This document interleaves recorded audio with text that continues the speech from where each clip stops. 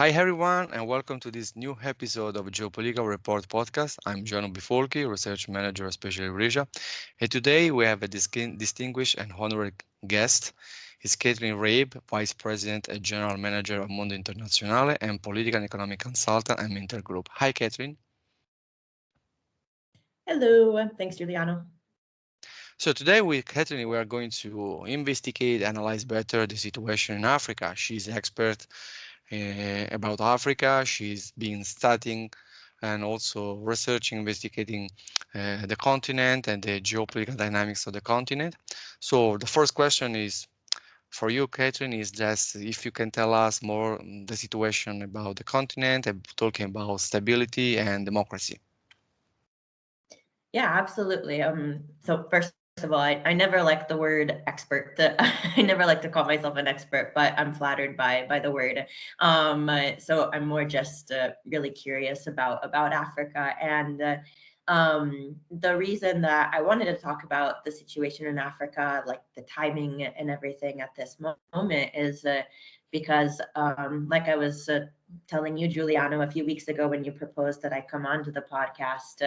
I was interested in talking about Senegal because I've had personal experiences there, and the dynamics in Senegal have really interested me because of the fact that I have a sort of semi-personal connection there, and because Senegal, out of all of the areas, especially of Western Africa right now, has really been a sort of like a bastion of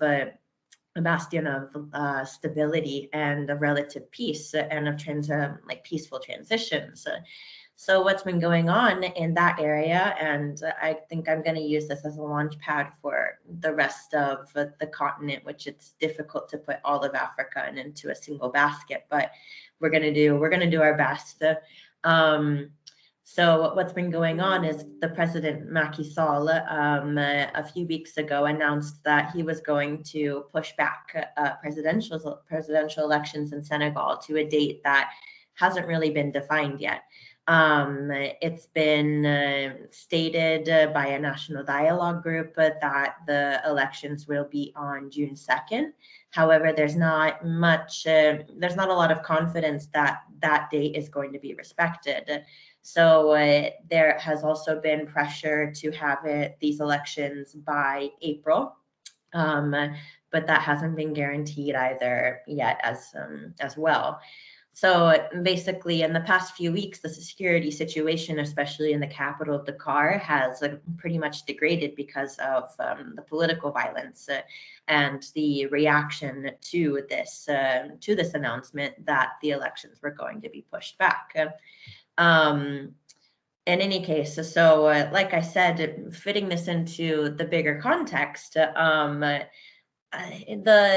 worry about the situation, the concern about the situation is, like I said, that Senegal throughout the years has been relatively stable and relatively peaceful compared to a lot of its neighbors. For example, Mali or Guinea-Bissau and the entire area of the Sahel, where there have been numerous attempted or successful coups in the past few years due to economic disillusionment and due to the perception, especially by a lot of military figures, that the governments in place were not doing enough to prevent jihadist violence or prevent insurgencies. And so what we're seeing in Senegal right now is not so much of like a coup, such as the ones in Mali or in Niger, for example, that happened last year, but it's more of just an instance of instability. Um, and so Senegal is rather, let's say, also unique in within the Sahel, or at least I see it that way. That the concern has never really been about, let's say, internal instability or internal violence, especially of a jihadist nature. The concern has always been, even when I was there, the worry is more and more about what's coming over the border, especially from Mali. But at this point, the borders are already rather porous. The security situation is kind of degenerated especially within the capital. And so what's worrying is how this is going to, number one, perpetuate the issues of what's coming both across, what could potentially continue to come across the border from Mali, and also the sort of the political unrest that's happening within the capital, which on the one hand is indicative of the population's desire have a fully implemented and respected democracy, but then on the other hand, could potentially lead to further further instability, further disillusionment by the population or by other political figures. So that's kind of where this was born, and it's how it fits into the bigger context within Western Africa right now. Thanks, Catherine. Thanks for your comment here. Because you open many now interesting topics and talk about the entire continent, also for the information you provide regarding Senegal, which has just, let's say, a rare situation comparing to the other countries in the region. But if we look, currently in the last couple of months, thanks to one of our researcher experts in terrorism and security, Christian Trazzi, we start to analyze Africa, like Sahel, Western Africa, and also the Horn of Africa regarding security and jihadist movement. And I want to discuss with you, the situation regarding the West Africa, because you mentioned before that some specific area in Africa have been affected by, military coup or terrorism and other problems. We can also mention the private military companies which are working on the ground. They are coming from Russia, but also from Turkey, from China, and also from other countries. So could you explain the deeper situation regarding the West Africa, regarding security, terrorism, and what's going on in the region? Yeah, for sure. So basically, it all, like in my opinion, I think what we see in terms of the jihadist insurgencies or Boko Haram or Islamist State in West Africa, I think, it's a lot of what is labeled as jihadism, but that actually has a very strong basis in economic issues, because it was especially after the 2008 economic crisis and subsequent economic issues in African states that were at the beginning of the 2000s making a lot of progress in terms of GDP growth, in terms of development, that the 2008 economic crisis brought back a lot of that progress. And so a lot of it is due, in my opinion, to economic woes. And of course, religion is important in terms of identity, and it's important as a motivator, but at the same time, I question how much religion is really the foundational or like the root cause of these, of these insurgencies and of this unrest.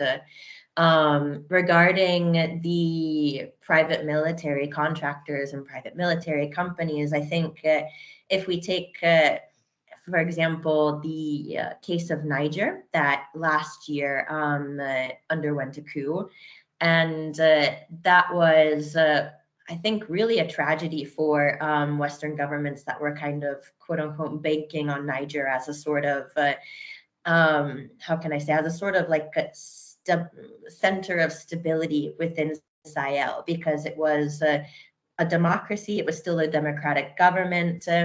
And so it was rather unsettling to see that be toppled, and also to see youth protesters out in the streets who were supporting Wagner, saying that essentially Wagner was going to be a more effective anti-terrorism and anti-insurgency security force than either the Niger government or then, for example, the French government that had been intervening in the Sahel and was essentially kicked out. That was a huge event, and I think that was the big significance of the coup in Niger last year. Um, so yeah, that's my comment on Niger and on the security situation. Of course, we have Boko Haram that's been active in the area as well, and yeah. So I think a lot of it really comes down to the economic woes. However, the question of Islam and religion, of course, is a really strong motivating factor to be able to engage in such insurgencies. So, Thanks, Catherine. Also, I would like to remind to our listeners, our followers, that we have an interesting report written by Silvia Bolto regarding the reasons why we have destabilization in the area of Sahel or the Northern Africa. And the report, we can agree with you that economic situation is the main factors currently because, uh, also in Europe and the entire world, we are facing some crises coming from the post-pandemic, coming from, the Ukraine conflict and now Gaza conflict, conflict between Israel and Palestine, the situation in the Red Sea. And for sure, also Africa has been experiencing, this harsh situation and condition. And the economic conditions, the economic harsh situation are going to, to sum up with the hefty problems on the ground, with also the jihadist propaganda, and now we have this, and also by the fact that the West, particularly France, does not have anymore that the appeal in the region, and probably also we can say that there was a mistake by the European Union to leave France alone in the region just to at the beginning France has these military missions in Niger, and then when they came back, everyone say, oh, that's good because probably it's the last step to end the colonialism, but probably they didn't understand that we left the ground for Wagner, Chinese, Russian, Turkish, companies. Moving on, we are, discussion or our interview. You are from the States, you are USA citizens, and, it will be interesting for us to know more about the USA strategy and involvement in the continent and where, Washington is more interested and looking for. yeah, for sure. It actually also kind of relates to what you were just saying about the matter of France being left alone there and then leaving a vacuum in the area. Regarding the U.S. strategy currently, in the current administration, the strategy in Western Africa, according to the Department of State, is the U.S. strategy to prevent conflict and promote stability, which is more focused on community cohesion. It's more focused on sustainable development, conservation, sustainable growth, the civil society. And the main objective of the US strategy to prevent conflict and promote stability is it's sort of like a it's a counter reaction to what they call an overly securitized approach to dealing with Africa or to dealing with instability, which I think, in other terms, to put it very directly, is it's a different approach. It's an alternative to what was previously the war on terrorism.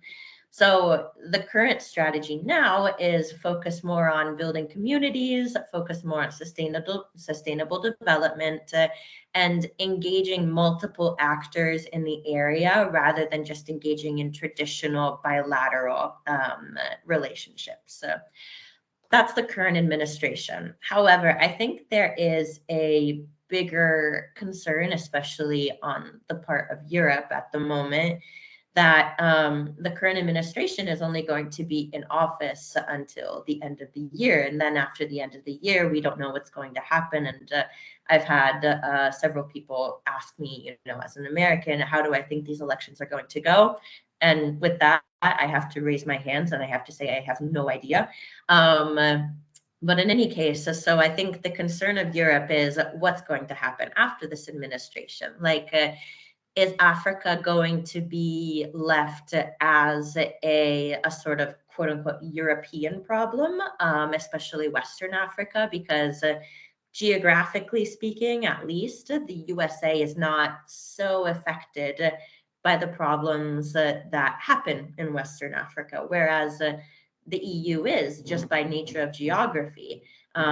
Because, especially in terms of immigration, anybody who's escaping instability or severe poverty or anything that's happening in this area is very likely to go to Europe, just across the Mediterranean. So I think the question is now the U.S. approach is that engage in multilateral efforts, focus on democracy, like the U.S. is always interested in democracy in other states, but via a less securitized approach than the past, the global war on terrorism. But I think in the future, what we have to keep an eye out for is how will this change within the next year or so? And how is this also going to affect Europe? Is Europe basically going to be left alone to deal with the problems that are now going to, I think, perhaps fester within Western Africa because there's been a vacuum left? Or is the United States going to remain engaged in the area? And how is the United States going to deal with these issues within the next year, next 4 years? Thanks for your answer. It's really interesting also to follow what will happen in the United States, because also when the United States will have the presidential election, who will be the future USA president, if Biden will be reelected again, or I don't know, Trump or someone else will become the USA president. Something will change in Africa. Also, what is really interesting that you mentioned that the situation in Africa doesn't really affect directly the United States, and what this is really important when we talk about, when we talk about geopolitics and when we analyze also the geopolitical situation of the United States. So thanks, Kaitlyn, for your expertise, for your comments, your analysis, and thanks again. And I hope that we can have you again in the future as a commentator and a guest. And thanks. And I would like also to invite everyone to listen our podcast, and see you to the next episode. Bye bye. Bye.